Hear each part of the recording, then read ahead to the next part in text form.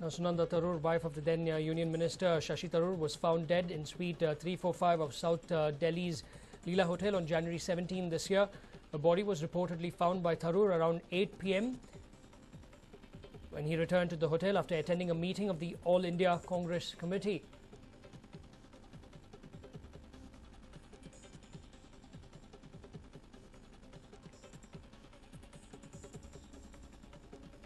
Sources say that Dr. Sudhir Gupta, who headed the team of forensic experts, in fact, we have some big news coming in now. Delhi police seek FSL opinion on Sunanda death case. Is the big news that we're now tracking. Delhi police seeks FSL opinion on Sunanda Pushkar death case.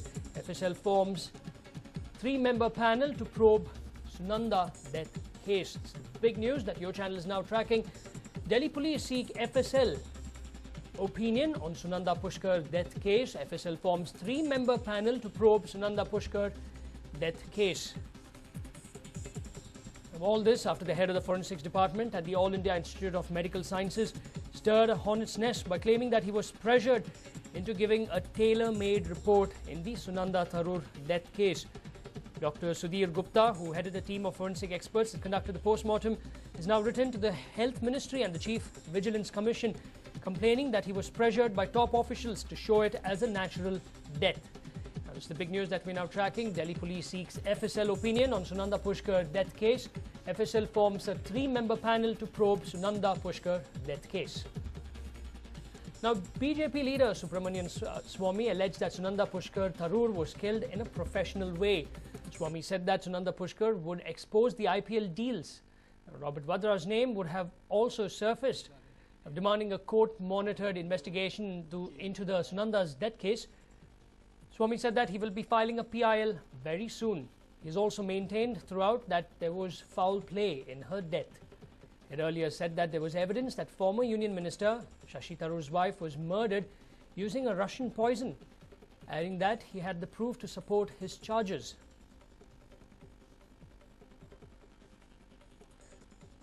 In fact, BJP leader Subramanian Swamy has alleged that Sunanda Pushkar Tharoor was killed in a professional way. Swamy said that Sunanda Pushkar would have exposed the IPL deals and Robert Vadra's name would have also surfaced, demanding a court-monitored investigation into the death. Swamy said that he would be filing a PIL very soon. He has also maintained throughout that there was a foul play involved in Sunanda's death. He had earlier said that there was evidence that former Union Minister Shashi Tharoor's wife was murdered using Russian poison, adding that he had the proof to support his charges.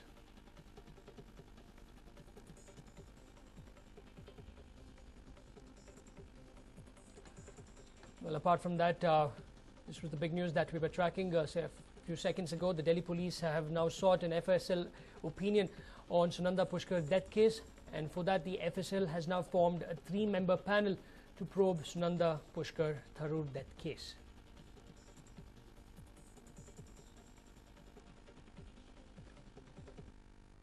Well, moving on, the death toll in the Chennai building collapse has gone up to 42. Workers are sprinkling bleaching powder and spraying disinfectants at the site.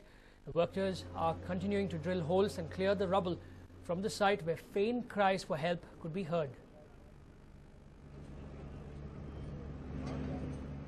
Now, it is not just the threat of suffocation that is looming large over those trapped in the wreckage, but the risk of infections as well.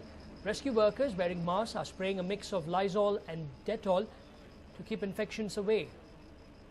Now, 3 lucky survivors were rescued yesterday, nearly 70 long hours after they were trapped under the debris.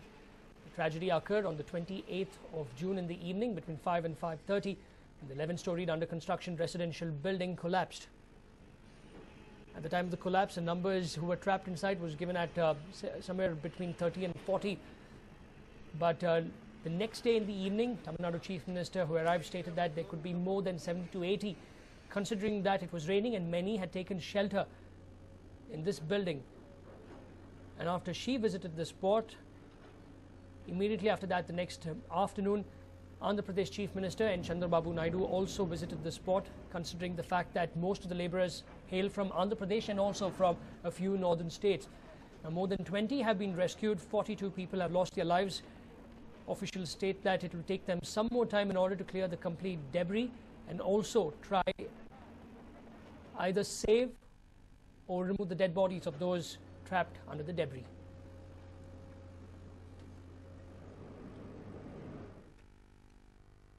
Well, the police are likely to summon Nes Wadia for questioning this week over allegations levelled against him by Preeti Zinta. The cops have recorded the statements of almost all the witnesses provided by Preeti Zinta. Now, Nes Wadia and group have prepared a list of 30 eyewitnesses in his defence. And if required, even Nes Wadia is ready to record his statement. The police will start taking the witnesses' statements by next week. Now, in the parallel picture, most of the eyewitnesses in the Preeti's list are not from Mumbai, and therefore police are facing issues in recording their statements. Moreover, statements generated over the mails by Zinta's eyewitnesses have been deemed as not to be taken under consideration by the court. Police are also having problems regarding the correct contact numbers and addresses provided in the list of eyewitnesses from Preeti Zinta's side. Nes has been reported to be still in shock after the unfortunate incident, not appearing in front of the media. Preeti, on the other hand, has been quite vocal about the case and has recently requested media not to provide hindrance in the case.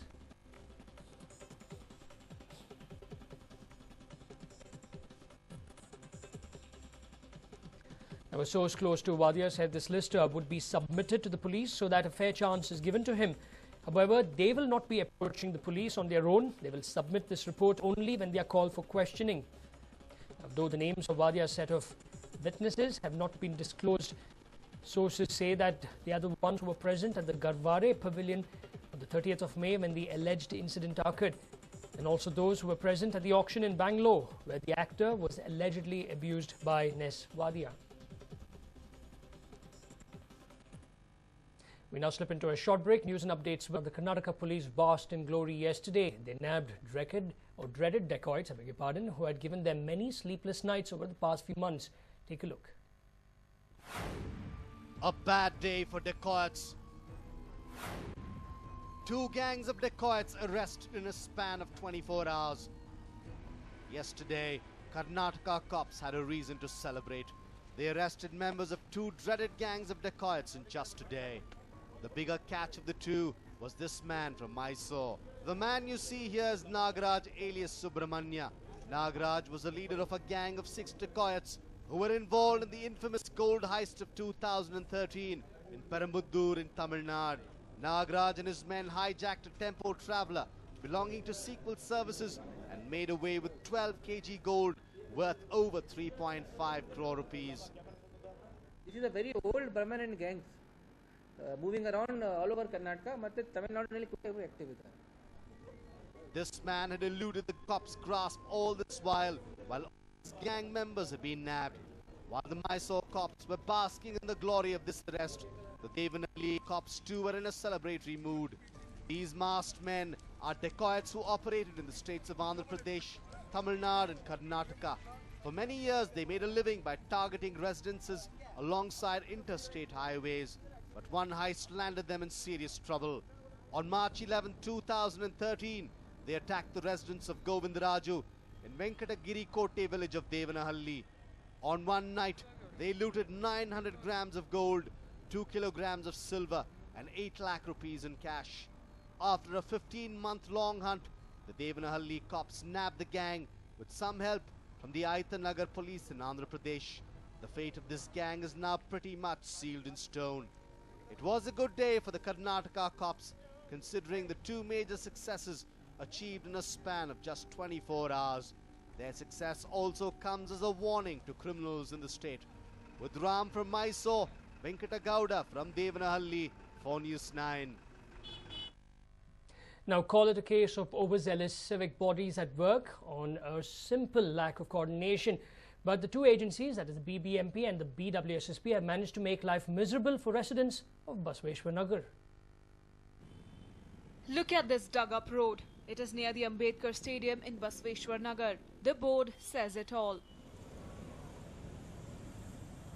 This road was dug up by the BWSSB for undertaking drainage repair and maintenance work. The residents welcomed the move, but then this work, which was due to be completed in 1 week, has been on for, believe it or not, 20 days. That's right, it has not been completed for 20 days. The residents have been put into a lot of trouble as they have to take a circuitous road to reach their destination. ಸುತ್ತಾಕೊಂಡು ಬರೋದು BTS ಬಸ್ಸವ್ರಿಗೆ ಭಾಳ ತೊಂದರೆ ಆಗಿದೆ ಚಾಲಕರಿಗೆ.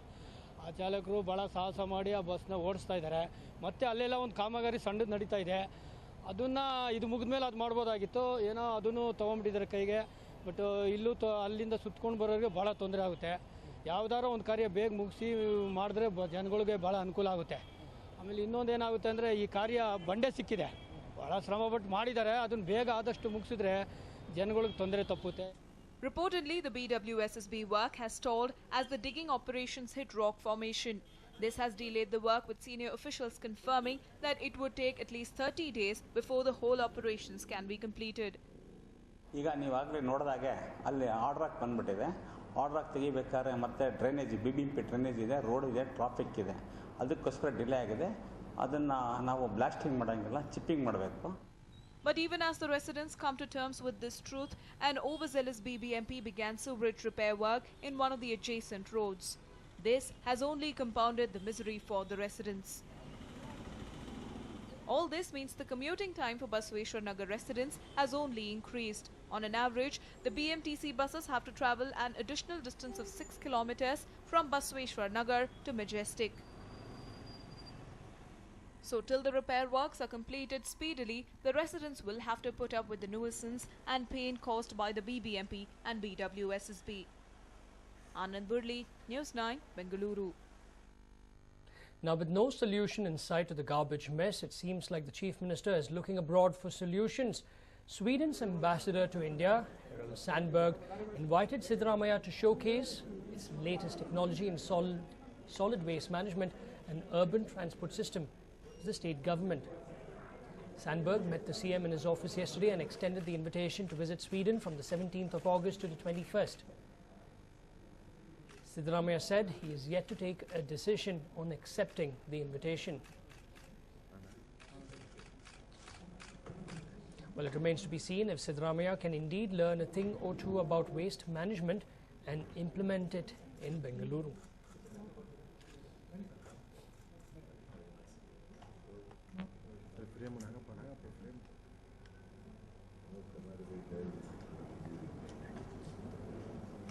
In fact, the state government and the BBMP do not have much time. With less than 6 months remaining, they are supposed to stop dumping all garbage from Bengaluru in Mandur. The state government states that 4 different solid waste management sites are coming up.